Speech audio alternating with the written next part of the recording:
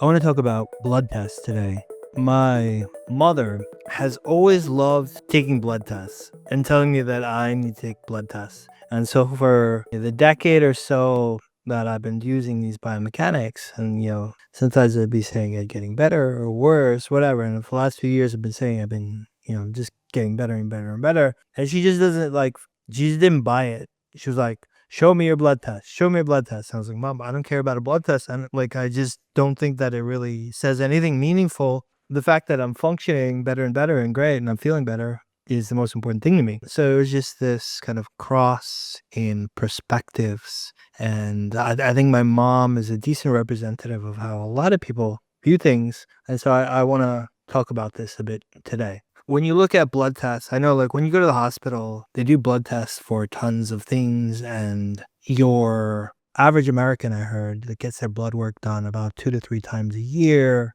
It's already like a $75 billion market, I think, just in the United States, and growing very quickly. And they just keep increasing the number of things that you can test for. Well, you can test for your metabolic panels, your lipid panels, your thyroid function tests, vitamin levels, hormone panels, food sensitivity, and all these different things. It's this massive menu now. And I heard a statistic that about 70% of medical decisions are now influenced by lab results. I think that begs the question of how accurate a predictor of disease are blood tests, right? Because the reason you would want to do it is to figure out if you have a problem coming down the road, right? And that's where I think a lot of people are kind of almost deceived by the reality, because the reality is not a very good predictor of disease. I saw that over 50% of people who have heart attacks had normal cholesterol.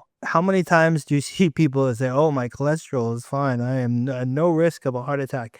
And then I look at their neck and their skull, and I'm like, I don't agree with that blood test. I'll look at a person's neck and their spine and be like, okay, you're at a risk of a heart attack, whether you want to believe it or not. I mean, diabetes is another one where your fasting glucose can be normal, but you're still well on your way to metabolic dysfunction. So there's a lot of examples like this where a test might say you're fine and the person's, not fine and gonna have issues. And the thing that I find to be a much better protector is just looking at the person's skull and their skeleton. If it looks like it's messed up, you can feel pretty confident that what is inside is pretty messed up, you know?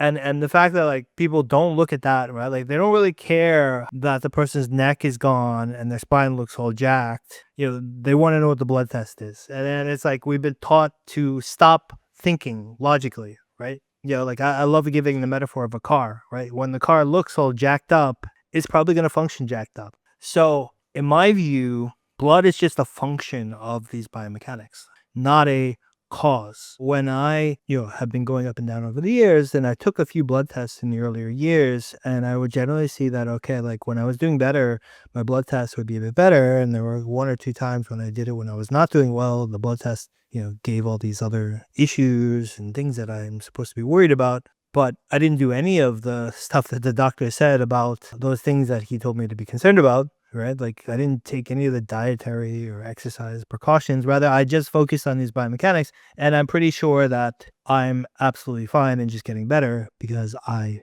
can feel it, right? I feel how I function. I view blood as kind of the messenger, right? So when you're getting worse, your blood will eventually start to show signs that you're getting worse, right? But so will your spine and your skull, right? So for me, your blood is not necessarily a better indicator than just looking at the person and what their spine looks like. And for me, the gold standard is how a person functions.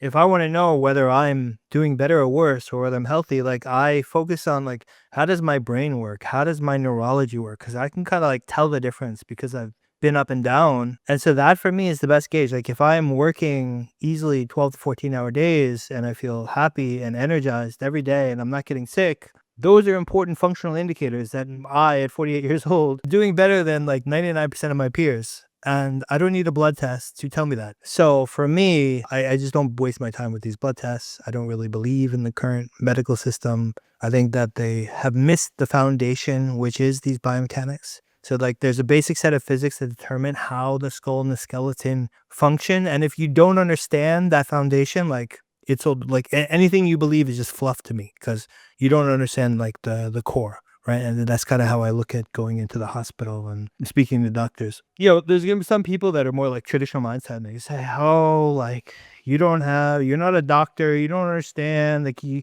need to study the body. And like they're forgetting that, first of all, I studied natural sciences at Cornell, which was a pre-med, one of the top 10 schools in the US. This is a long time ago, right? But I took some basic biology and stuff, and I was kind of interested in it. So I read a bunch of like biology and evolution stuff even after I finished college. And I like to draw this comparison to my friend who was a friend from high school. I was in all the advanced classes, always got like straight A's, easy, without effort. He was like in all the normal classes and, he was a B student and he had to try really hard. But he was like, I'm going to be a doctor. Credit to him, like he studied his ass off and he got into like one of the worst medical schools in the United States. I think he was in the Caribbean. And he got, and he became a doctor, right? He finished, he graduated, he became a doctor, and he's been a doctor for many years. And I was, I think it was 4 or 5 years ago, and I was mentioning something on my Facebook about these biomechanics and the powerful impact that on health. And he chimes in, he's like, Ken, you don't know what you're talking about. You're not a doctor, blah, blah, blah, blah, blah, blah. And we ended up arguing, and we haven't spoken since then. But I do see kind of his Facebook posts sometimes, and I'm like, I see what he looks like. And he's like this fat, balding, middle-aged dude who probably functions like shit and has all his health issues racking up, and he's an MD, right? So if these MDs cannot take their own advice, right, and I can outfunction them, who's right? Like, they're not just right because they have a paper on the wall. I don't give a shit about that. If they had all the answers, they would not be having the same health issues as everybody else and, croaking early, which many doctors do, actually. To wrap things up, like, I'm not totally against blood tests. I just don't bother. Like, I don't think that they're very useful. I think like you can just observe a person and their structure, and about as much as a blood test is going to tell you, and you're going to have as much accuracy at future health issues as well. In my view, you just need to fix your biomechanics, and the key indicator is how you function. And that's why I don't put much weight into what a blood test tells you, right? And my mom, just to wrap up this story, like she started using a mouth guard finally. I didn't even push her. She just kind of decided on her own. She'd read some things, I guess, from my Substack. She's using it, cited all these blood tests for so many years. And like, I got on a call with her and she just looked younger. Like her complexion looked better. She looked more energized. I was like, Mom, this is the first time in many, many years that I actually agree that you look healthier. And it had nothing to do with your blood tests and all the other crazy ideas she's chased. And then everything to do with that she'd finally tried using my mouth guard.